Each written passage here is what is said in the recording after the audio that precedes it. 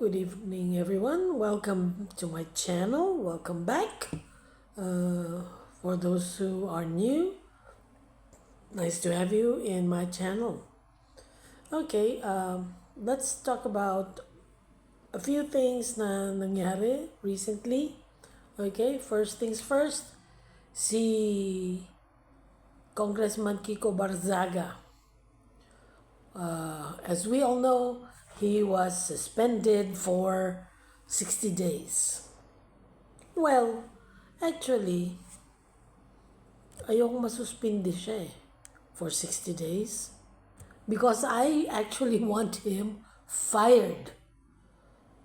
Yes, you heard that right. Fired. Why?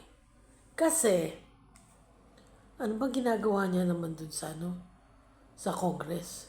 Diba? All he does is go around and then mambwisit ng mga kasamahan niyang congressmen, and then mag-meow-meow doon, and then sabihin niya pa na welcome to the world of mga buhaya, ganyan.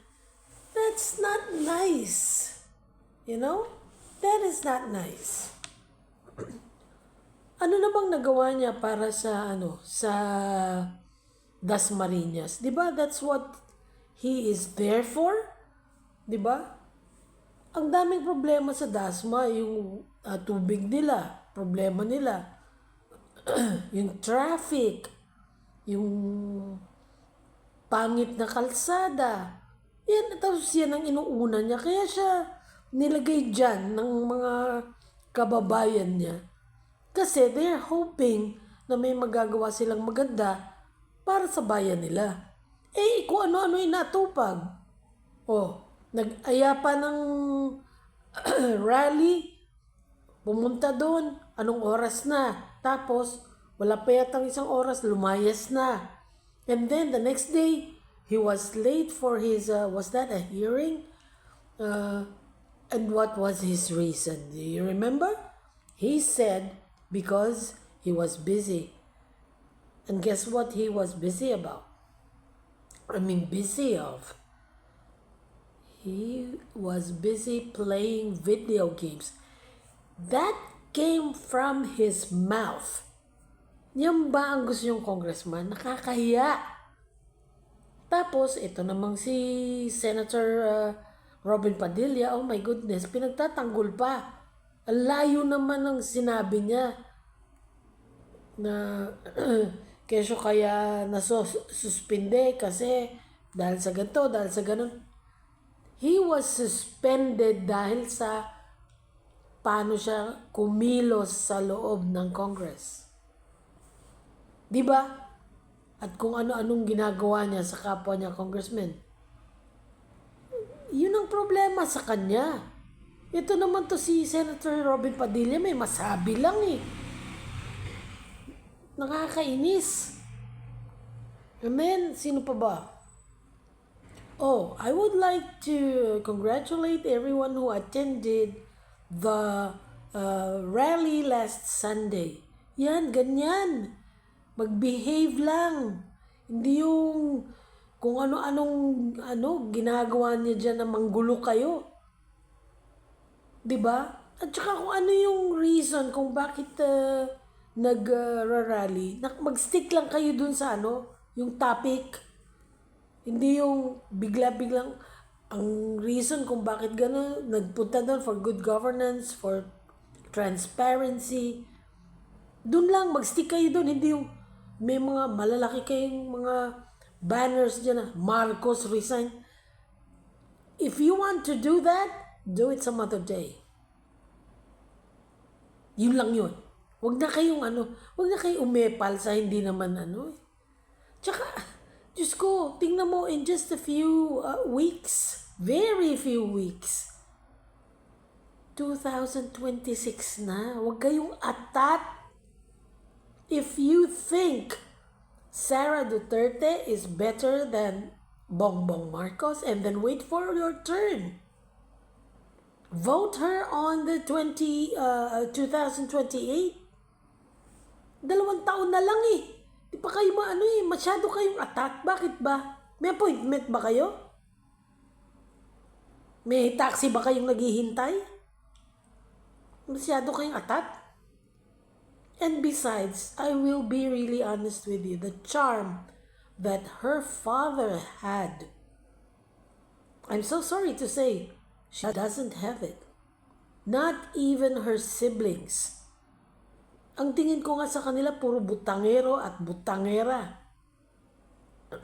Listen, until now, hindi maipaliwanag ni Sarah kung saan napunta yung pera. Recently, she said part of the money was used dun sa mga sa computers. Oh, come on. Kung dun talaga napunta, you should have said that ages ago. Para kang lumalabas tuloy, humanap ka lang ng rason ng ipapalusot. And then, gusto niyo ba maging presidente yung ganyan? Nagsusuot ng, ano ba yan? Snow White?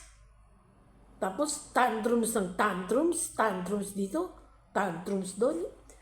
Paano magiging leader ng bansa yung ganyan? Sana maisip niyo yan, hindi pwede. Paano kung nasa critical na sitwasyon ng Pilipinas at inabot siya ng topak niya, magta-tantrum siya, wala siyang pakialam. Ngayon pa lang minsan pag may kalamidad, nawawala siya. Think about it. Think about it.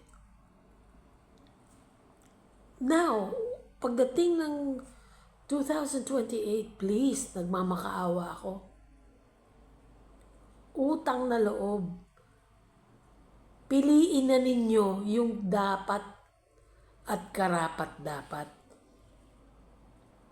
Not because, kasi ganito lang yun Hindi ko mo nagagalingan kayo kay Digong. Ang ibig sabihin na nun, magaling na yung mga anak niya. Kung ang kambal nga, magkaiba ng ugali hindi niya nakita yung nakuha yung charm. Hindi nila nakuha yung charm ng tatay nila. Abusado sila Sana makita ninyo yan, mga DDS. I'm so sorry to say, alam mo, like I said in my first vlog, I did not vote. Pero kung makita ko na palagay ko next election, mas mabuti pa si Leni Robredo compared to Sara Duterte. Kasi ayoko nung ganon, namumuno na nagtatantrum.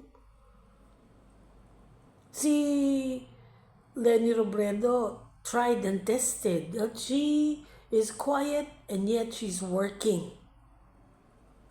She doesn't like camera. She just works. Yan ang leader.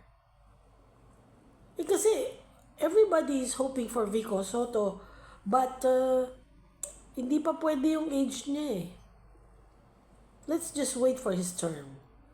Okay? His turn will come if he wants to run for presidency. Yun lang naman yun. So, I think that's all for now. I'll see you on my next vlog. And everyone, please be safe. Bye.